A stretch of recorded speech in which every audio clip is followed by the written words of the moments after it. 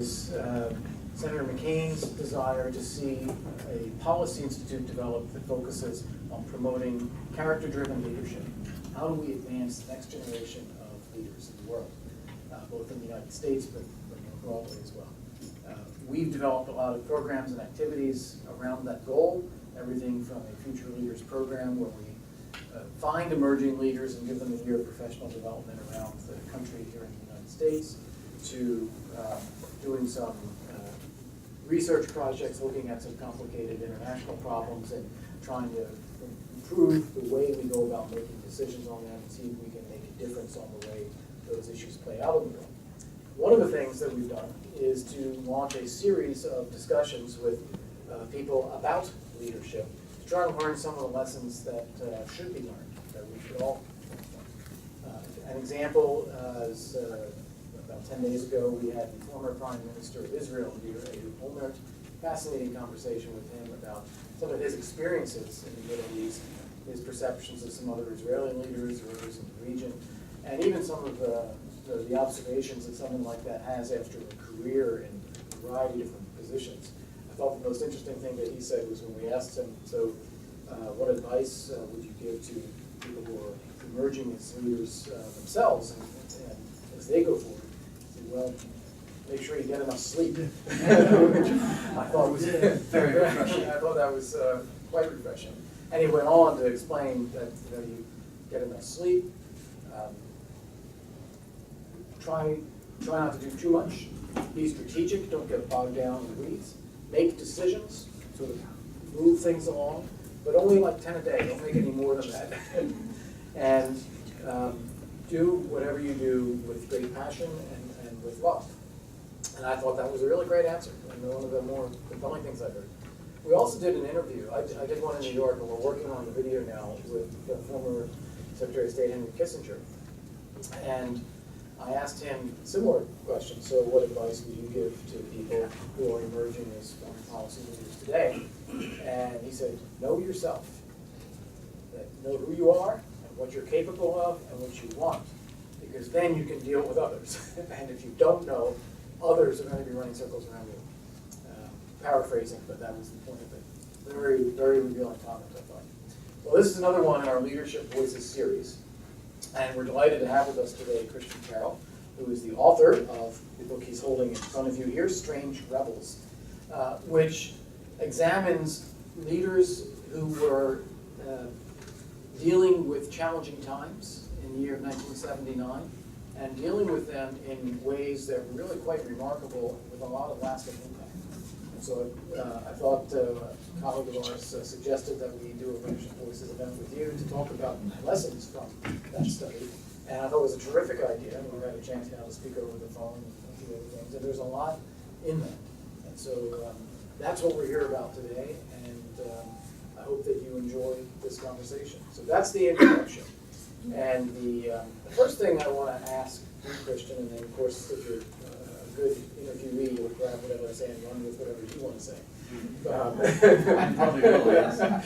But the first question that I would want to put is why 1979? Well, that is in fact an excellent question, and it has everything to do with my work as a foreign correspondent. At the time I got the idea for this book, I was working for Newsweek magazine. I hope you've all heard of it. It kind of doesn't really exist anymore. So.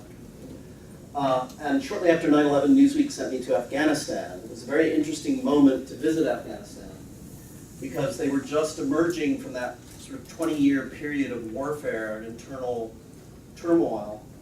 And one thing that struck me very forcibly when I finally made it to Kabul was all around me I saw these indications of a society that was actually going somewhere in the 1970s. You know, all the cars were made in the 1970s that were around.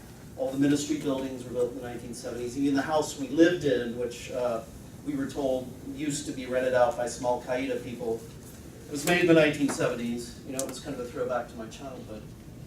And so while you're in this place, you begin to think about what happened to this society that seemed to be doing things in the 1970s that are almost unimaginable when you go to that country today. My next assignment was Iraq. And oddly enough, you see a similar dynamic in Iraq. What happened in Iraq well, in Afghanistan, the Soviets invaded in 1979. What happened in Iraq in 1979? Saddam Hussein became president. And shortly after that, they started their 8-year war, 8 years, I believe it was, with Iran. Then the first Gulf War, then other events that we all know about only too well. And again, you get into the car. It's a 1970s big American car with an 8-track tape player. I don't know if any of you remember 8-track tape players.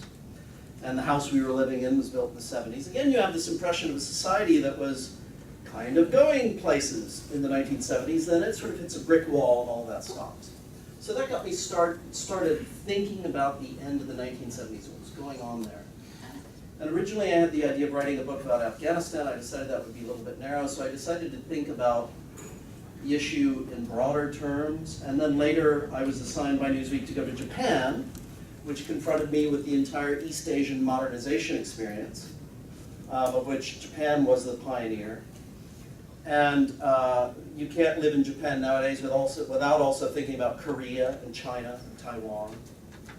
And in 2010, I had the great good luck to go to Hong Kong to teach for a semester. And again, there, you're confronted with 1979, the story of China's modernization, because 1979 was the year, as I tell in the book, that China began with the special economic zones, the most important of which was Shenzhen, right on the border with Hong Kong. You can actually reach it on the subway system, the Hong Kong subway system. You just go to the end of the line, and there it is. And in 1979, it was basically it's often described as a fishing village. It was a bit more than that, but it was pretty, there really wasn't much there. And now it's a city the size of New York City, and that's where they made the innards of your iPhone. So that's another story that I'm trying to tell in the book. It's kind of an unlikely combination of stories, but that's how it came together. And it reminds me, there are a couple of points in history where you had constellations of things that made for really big changes that were lasting, as opposed to the normal 40 years that you go through. You can think of even in 1939 and the launch into World War II. You can think of, go way back to 1648 and the creation of the state system. I mean, all the Henry Kissinger on the mind, I guess. Yes. But what is it that produces a leader? Is it the times that are so striking that produces these leaders that emerge, like Deng Xiaoping or Margaret Thatcher or Helen Cole, Ronald Reagan? Or is it that these leaders emerge who have some sort of insight or vision that helps shape what's happening? Well, that's an excellent question. One of the things I realized I wanted to do in this book was to write about the history of ideas. But the history of ideas doesn't exist on its own. Ideas don't have any effect unless they're in someone's head. So then I realized it was going to be a book about the intersection of powerful, important political ideas with individual biographies, with leaders' biographies. And one of the things that strikes me about the group of people that I'm writing about in this book is that all of the leaders that I write about were actually leaders who had a very strong interest in ideas. None of the leaders that I'm writing about in this book are technocrats in that sense of the word. And I should explain, I'm telling 5 stories in the book, I'll make it very quick. As you can see, there's Margaret Thatcher, who was elected British Prime Minister in 1979. I already mentioned the Soviet invasion of Afghanistan, which isn't here on the cover. Up here you see John Paul II, who became Pope in 1978 and made his first trip back to his Polish homeland in June 1979, setting off a whole interesting series of events that culminated in, I would argue, culminated in the revolutions of 1989. And then we have Ayatollah Khomeini, who of course was the leading figure of the Islamic Revolution in Iran, 1979. And then we have Deng Xiaoping, who became paramount leader, as we call it, of China in late 1978, and then proceeded to launch a completely unprecedented economic modernization program in 1979, of which the special economic zones I mentioned were just a part.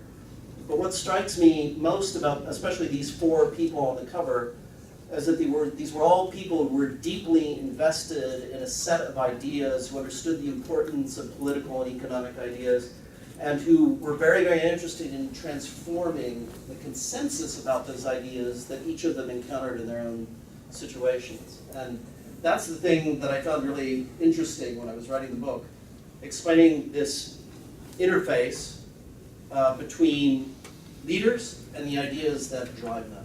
Was there any relationship between them or their ideas that caused this to happen at the same time? Well, that's an interesting question. All right, two excellents, one interesting. That's an excellent question. Three.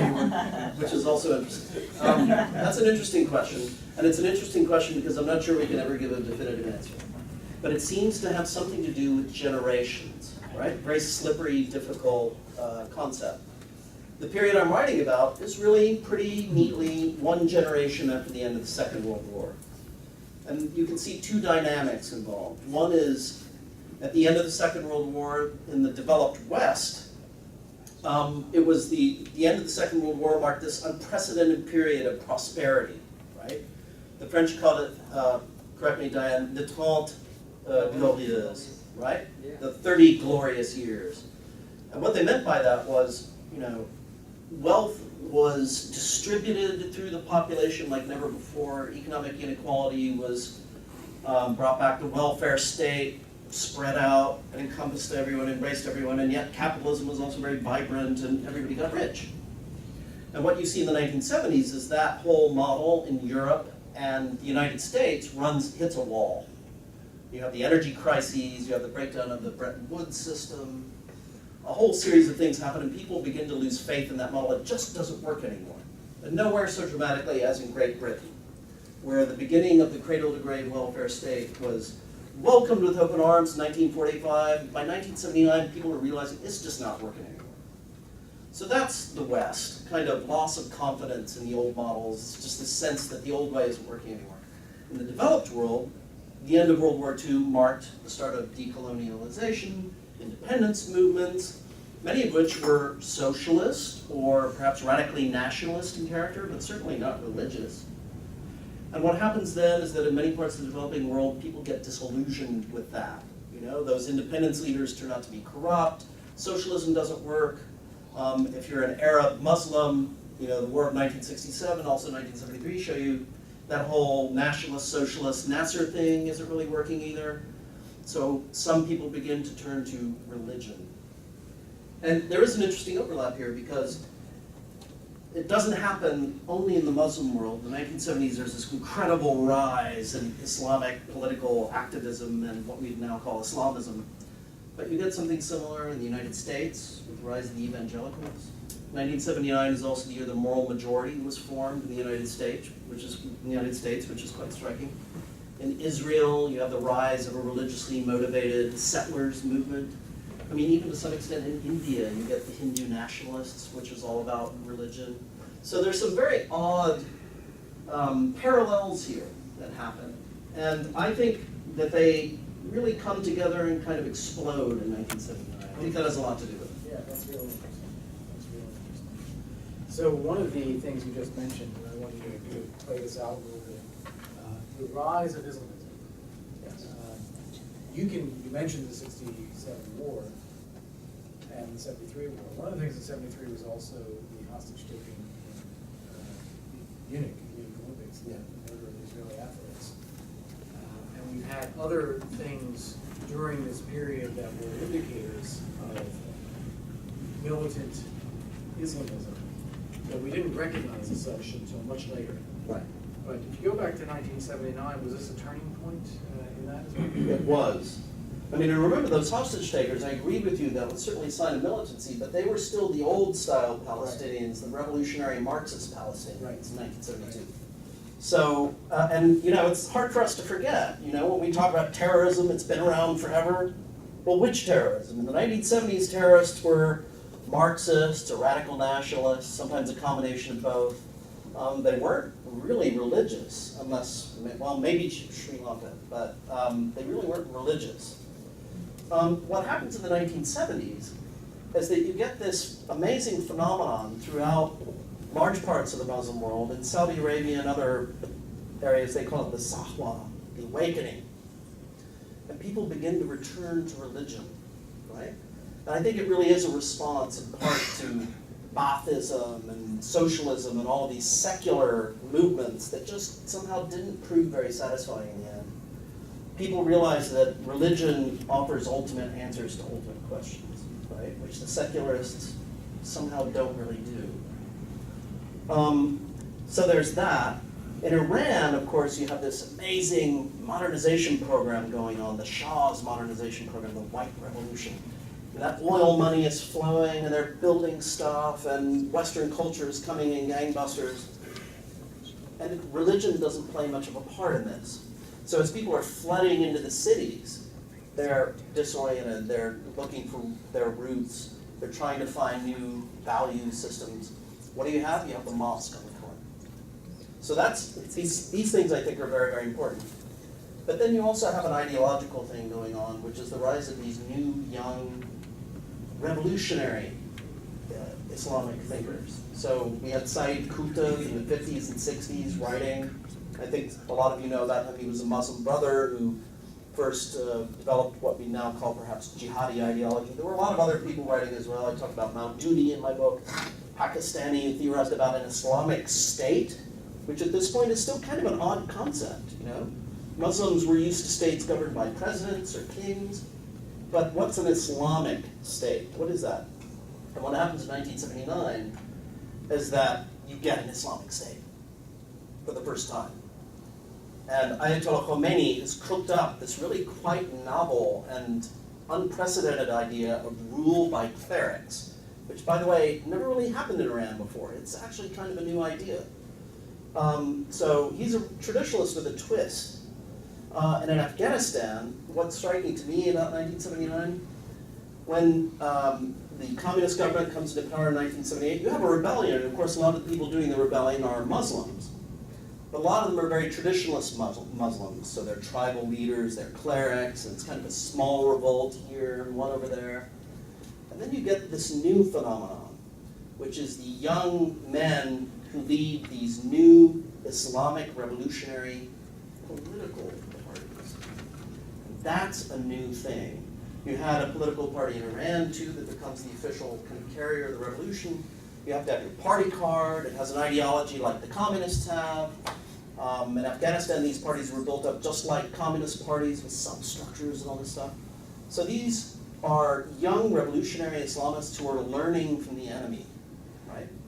And this is why in 1979 it marks a really radical turning point. Because for the first time in Iran, they come into power. And in Afghanistan, they're picking up the gun and showing what their ideas can do against a superpower. And at the time, it was so confusing, especially for American policymakers, didn't really know what to make of it. And there are many stories about that. I won't go on, I've gone on long enough. But you have to put yourself back into the moment and remember just how unprecedented that was at the time. That's a really good point as well. That's probably a third really good point. No, but what you're getting at is oftentimes we don't understand what's happening when it's happening.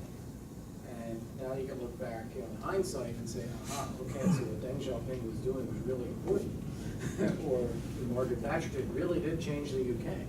When at the time it was highly controversial and it was not clear it was going to be lasting, didn't know how far-reaching it was going to be. Take some of these lessons now and say, okay, what's going on today? Are we witnessing anything like that that's far-reaching? I wonder.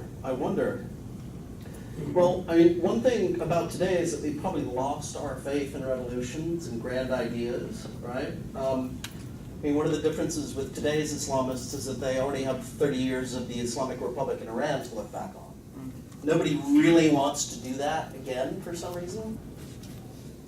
So, for example, Tunisia, I recently interviewed Rached Ghannouchi, the head of the Islamist Party in Tunisia, and I said, it was really fascinating. He said, how did you experience 1979? The Islamic Revolution as a young Islamist, that must have been really quite invigorating for you. And he said, enthusiasm. It was exhilarating, amazing. And after that, he said, well, pretty quickly we figured out that really wasn't the thing. It was very violent. The regime he was trying to be diplomatic, but he said, the regime became very bad. And we in Tunisia decided that if we wanted to have more religious values in society, we were going to do it in a peaceful way. And then he explained his own philosophy of coalition government and so on and so forth, which is what they've done. And the Muslim Brothers in Egypt are trying to do their own thing too, not quite so nicely, but clearly they're also wary of emulating the Iranian example too closely. They want better relations with Iran, but I think they're also somewhat deterred by that example. So Are these, it's very interesting how the legacy of 1979 still weighs very heavily on people's minds in that part of the world. Are we seeing leaders today of the caliber or of the stature of the leaders that you talked about? Yeah, I wonder. It's very hard to say. Again, we don't seem to have that kind of trust in leaders today that some people had then. I mean, this is a very specific set of leaders, of course. In China, for example, I find it particularly striking, right? Because Deng Xiaoping was a brilliant strategic mind. We can argue about a lot of his policies, but taking a country of that size and turning that aircraft carrier around 180 degrees, actually quite rapidly, is really something extraordinary. And he was indeed a very, very gifted leader and organizer who was one of Mao's men. He grew up in Mao's shadow. He was Mao's number 2. He was considered a lifelong member of the Mao faction. And then Mao dies. And what does he do? He tells everybody, didn't really work so well, did it? What we need now is economic modernization. We've had enough revolution. And he very skillfully brackets out the people who aren't going along with it and brings everyone else on board, has a very clear strategic direction, brings people along. It's quite extraordinary when you think about it. Now, do we see anyone like that in China today? Not even remotely. We see nobody of that stature, nobody of that influence. What we see now are really absolutely gray characters. And it's really hard to imagine how the present system will bring up characters who dare to do something different. Of course, it was hard to imagine that when I was in charge. Yeah. Now, actually, Mr. Ghannouchi is the leader of the Tunisian Islamists, is a very interesting character. He's a very small, he's a very big figure in a very small pond. But I find him quite extraordinary, really quite a remarkable character. I think that even a small country like Tunisia can have a great impact on the rest of the world.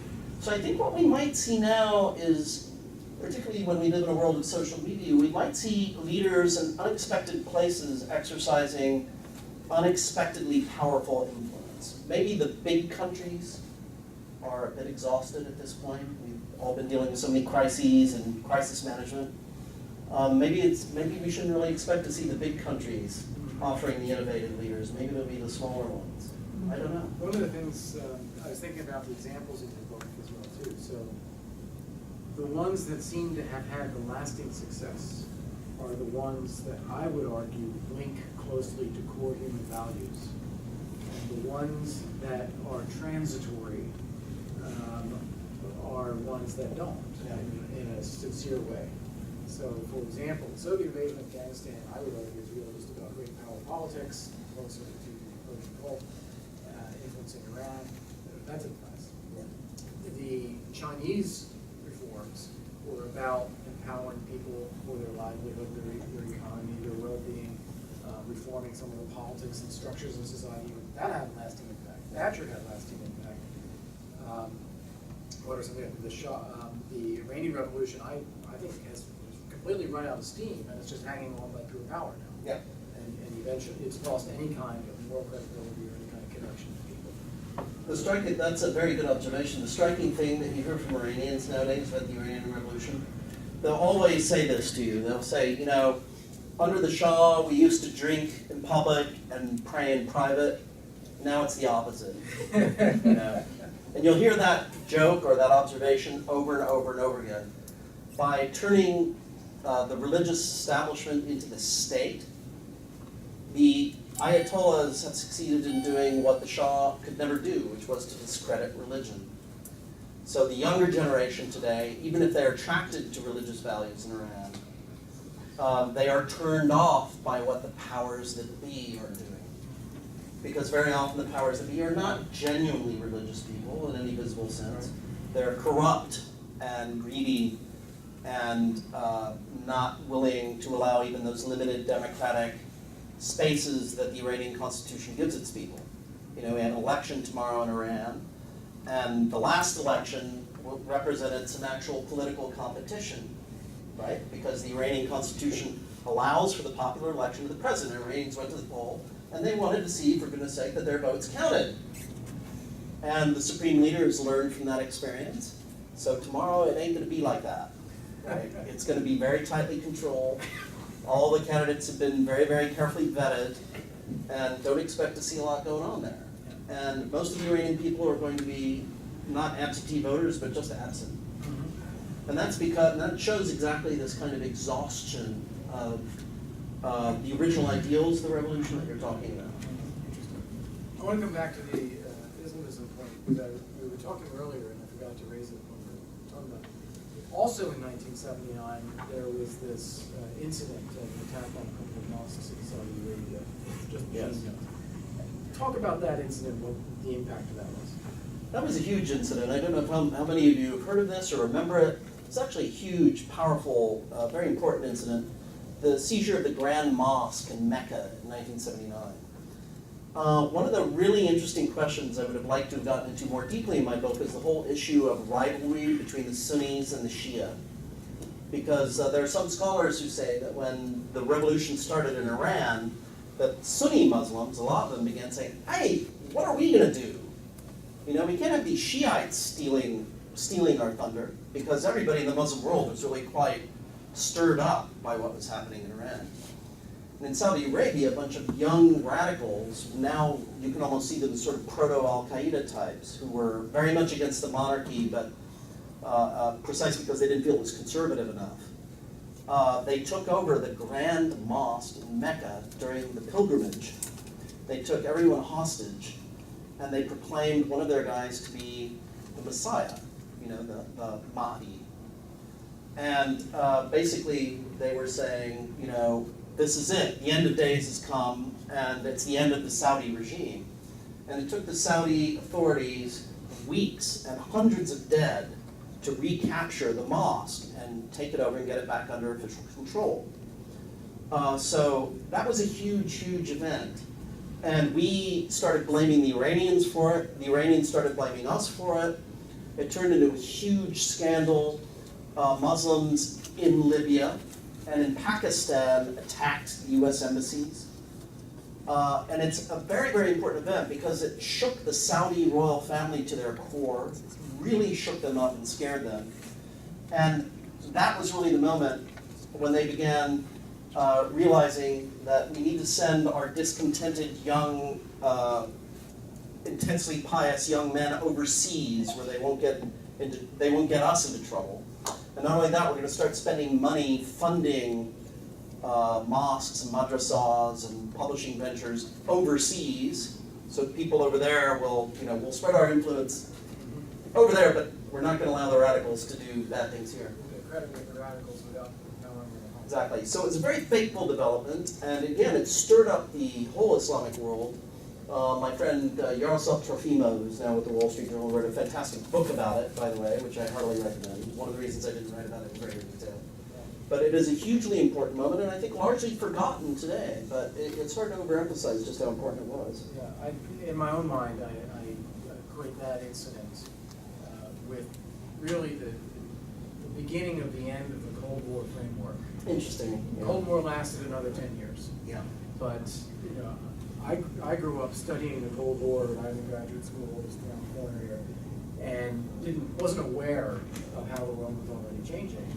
And now you look back on it and say, okay, the roots of what we saw in the post-Cold War world with Islamism and terrorism and things like that actually go back to about this period. That's sort of my frame of reference. That incident stuck with me for some reason. I've asked a lot of questions, and we have an audience here with Nation, and I want to see if anyone has things that they want to bring up and raise with you and get your reactions on that. That'd be great.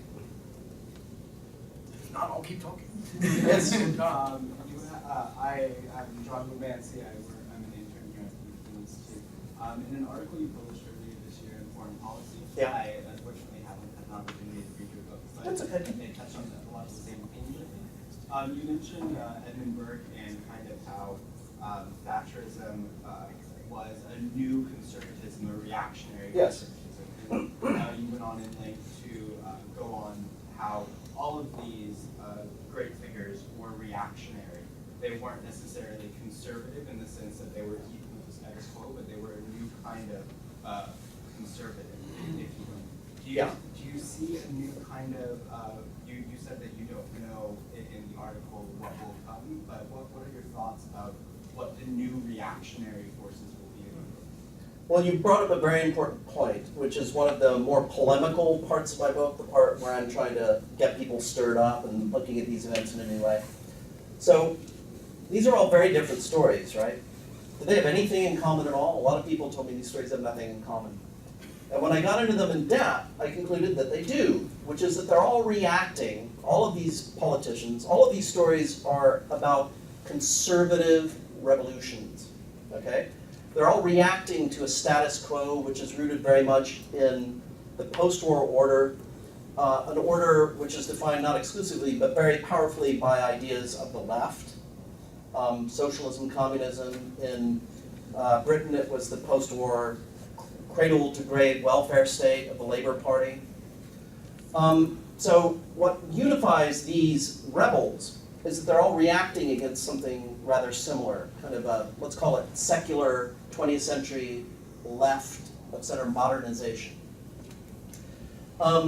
Thatcher was quite emphatic on this point. At one point during her election campaign, someone called her reactionary, which in the 1970s, you have to remember, was still a really bad thing to call someone. And Mrs. Thatcher said, well, of course I'm a reactionary. There's a lot to react against. She was quite proud of the title. And this is a point that I'm trying to make about all of these leaders. They're rebels. We've already talked, I think, about the extent to which they were transformative leaders, but they're strange rebels because they're counter-revolutionary leaders. They're reacting to revolutions. And like Edmund Burke, they're not just conservatives.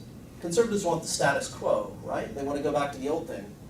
Well, Ayatollah Khomeini did not want to go back to the old status quo. He wanted something quite new, which was rule by the clergy. Deng Xiaoping in China did not want to go back to pre-revolutionary China. He wanted to keep some aspects of the revolution. He just wanted to make it a market-oriented communist revolution. So these are strange rebels. That's the title. They're all counter-revolutionaries, and I won't go on more about that. You can read the book for that. But do I see leaders like that today? I think I do, but again, we live in an age which is so technocratic and so disenamored of the whole idea of dramatic change. I just don't, I think I see it best now counter-revolutionaries. You know, all of these ideas, it's now a generation since we had this moment, and all of these ideas are being modified or discarded in some way. You know, the market consensus is not even as holy as it once was, is it? I don't think so. So I would say I don't see leaders quite like this. Of course, this is also a book about the Cold War, so it's a very different environment. I'm gonna let people ask questions here, but what you're saying, in another way of saying it, is there has been, in modern times now, a decline in belief. Exactly, yeah. You can't get as committed and motivated and passionate as those leaders were and the followers were at that time. I mean, look at President Obama. I mean, President Obama is, I think, a man whose heart is probably on the left of the spectrum, but he is a child of this period, and we're always going on and on about how he doesn't like to schmooze, he doesn't like to glad hand people, he doesn't like to be effusive, he doesn't like, you know, he's no drama Obama, right? And I think that's very much a product of of the post-Cold War period, where we're very suspicious of huge, you know, ideological investments. That just is what we do. Yeah, there's radicals who are out there still. That's right. Whether it's Islamists or Tea Party, it's extreme, but I would say radical, but certainly very strong and passionate in their beliefs. But that doesn't represent the heart of where people are today. No, I don't think so. I think the heart is much more skeptical. I think that leaves room for idealism. I'm not saying people are not idealistic. I know a lot of young people that I'm in contact with who are extremely idealistic. But you don't hear people talk about these grand ideological designs, right? Revolution. I mean, who wants revolution? Anyone. Right. Unless And in fact, the Tea Party is in many ways a action against grand ideological design. Yeah, I would say. In the back, Jane. Hi, my name is Jane. I wanted to ask if you feel like there were some common personality traits that emerged when you were studying these leaders. Oh, what a great question. Common personality traits. Well, certainly one of the most interesting encounters in the 1980s, in my humble opinion, was when Thatcher and Deng Xiaoping met to discuss the handover of Hong Kong. Now think about that for a minute. Okay, Deng Xiaoping, who is Mr. Tough Guy, purged 3 times, jail terms, bit of torture, his family taken away from him, comes back again and again and ends up leading China. Okay, so this guy is, everyone who's met him, Zbigniew Brzezinski, all the people who've ever met the guy, the first word that occurs to them is tough. He was 4'11". He's this tiny, scary little guy. And Margaret Thatcher, I mean, what need I say? The Tiny, scary little woman. tiny, scary little woman with the famous handbag. And, it's the classic example of the irresistible force meeting the immovable object. So they negotiate, and Thatcher, for once, is not on a very strong footing because there's a treaty that says, Hong Kong has to be handed back to China at a certain point. But she's trying to get as much freedom, as many concessions for the post-British Hong Kong as she can get. And Deng Xiaoping is just grinding back against her, These are both 2 people who are perhaps the most stubborn personalities of the 20th century. These are people who got where they were, both of them, quite good common set of characteristics here, by out-enduring the other people. Thatcher was famous for doing her homework better than anyone else in British politics. She, by the way, only needed 4 hours of sleep a night. Right. That was her sleep quota, and that's all she needed. Deng Xiaoping was also an inexhaustible, absolutely insurmountable workaholic. And I think so in that respect they have a lot in common, right? I think they had a lot of common, they were both had this bulldog quality, right? One of the really interesting things about my research into this topic was also the ways that these 2 incredibly unlikely people with completely unlikely backgrounds are talking about the same things. Thatcher is talking about the need to restore an entrepreneurial spirit among Britons, and privately, Deng Xiaoping is talking about the same thing. Yeah. Thatcher is talking about rewarding good work, with incentives, right? Private ownership for people who own government housing. Let's have them buy their own houses. Deng Xiaoping in private is talking to his aides. He's not saying any of this in public, but he's just been to Singapore and he's been to Japan, and he says, we need to do things the way they do in Singapore and Japan. A worker there can buy his own apartment. Right. Working on an assembly line. In Singapore, a worker can use his bonus and buy his own car. And he's so amazed by all of this, right? So in private, they're talking about very similar things. They both ended up soliciting advice from Milton Friedman, interestingly, which people also forget. So there's a very interesting parallel there. I'm not even trying to plumb it all. Just flip your mic. Nope. Okay. So there you go. Much better. Can you hear? Yeah, that's. Thank you very much, Ali Mafinez. I'm wondering if you'd included. Oh, yours is off, maybe? Mine's on. Yours is okay. Mine is okay? Yeah. I'm wondering if you'd included 1980 along 1979. That would have brought us to the election of Ronald Reagan, Yes. who was truly a transformational leader. Yes. I'm wondering how you see these leaders, a few of them in your book, related to Reagan's revolution and his election in 1980. That's an excellent point. Well, there are 2 things there, and I'll be very frank with you. I think Reagan is an extremely important transformational leader. To me, he belongs to a slightly later moment. So that's the main reason why I didn't include him in the book. To me, he's just, he becomes president in 1981, right? And then he really gets going in the course of 1981, and that's just a beat later than the period I wanted to look at. So that's the main reason why I didn't include him. No disrespect to Ronald Reagan. But the second reason, which is much more atmospheric is actually that I realized at a certain point I wanted to write a book about the world. And there are so many books that we write now, we American writers, which are supposedly about the world, but they're really just about us. And in my career, I ended up living overseas for many, many, many years. I don't even want to tell you how many. So I've had the great good fortune to see the world from a genuinely global perspective. And I realized it would be kind of fun, and it's no deeper than that, really. It would be kind of fun to write a truly global book, which is not just about us. And of course, the United States was a huge actor in all of these dramas. In retrospect, I would say one of the most important things that happened this year was when Deng Xiaoping came to Washington to meet with Carter and sign off on the normalization of diplomatic relations. In retrospect, an absolutely huge and important thing, which is a very important precondition for all the further reforms in China. So I mean, I'm not saying the United States is not important. Of course it is. But I also found myself increasingly attracted by a story that wasn't just another story about American politics. And there have also been a lot of great books about Reagan, but I became fascinated by this combination of moments. So, Yes.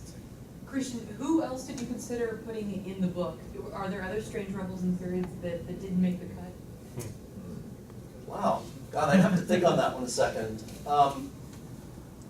Well, I think I just got so enamored of this bunch that I never really considered alternatives. And it's important to emphasize, this is not a history of the year 1979, right? It's a very select story that I'm trying to tell. I didn't talk about the revolution in Nicaragua. I didn't talk about Camp David, which is a big, big omission. But I just became so fascinated by this. I guess I didn't really think about other protagonists.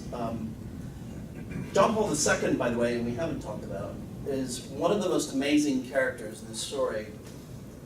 Just a moment, I want to say, by far, probably the most intelligent of this group of leaders, just sheer brain power. He had 2 doctorates, and they were real doctorates from real universities. One in theology, one in philosophy. He spoke more languages than we even really still understand.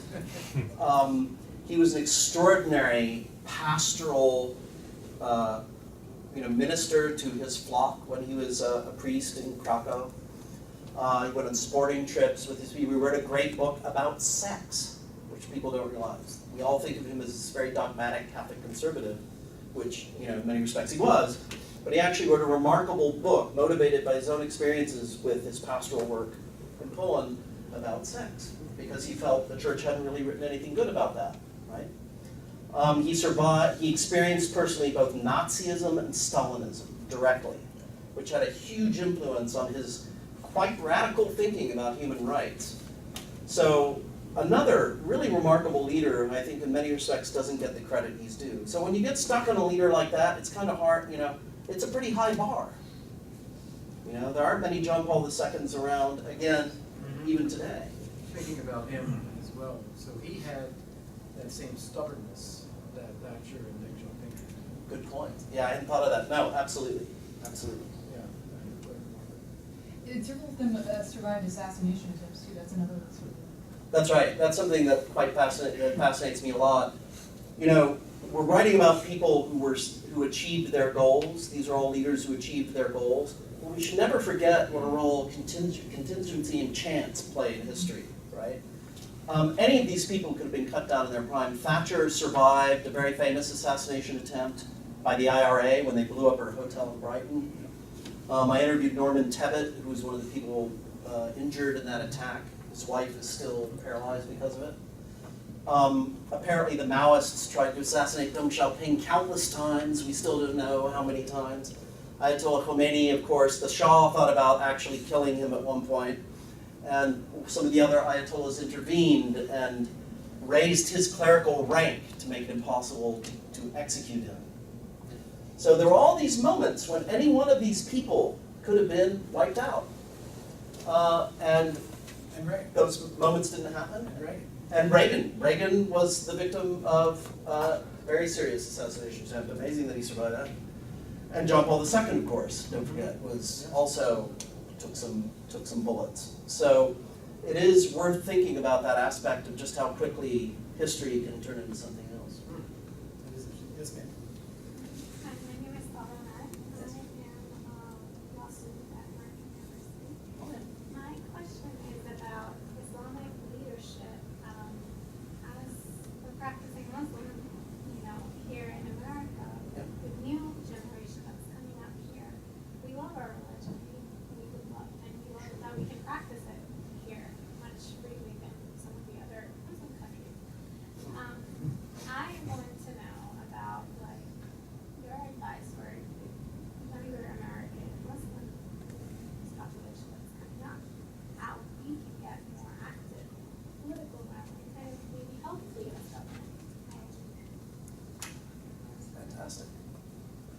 I'd say be vocal, organize.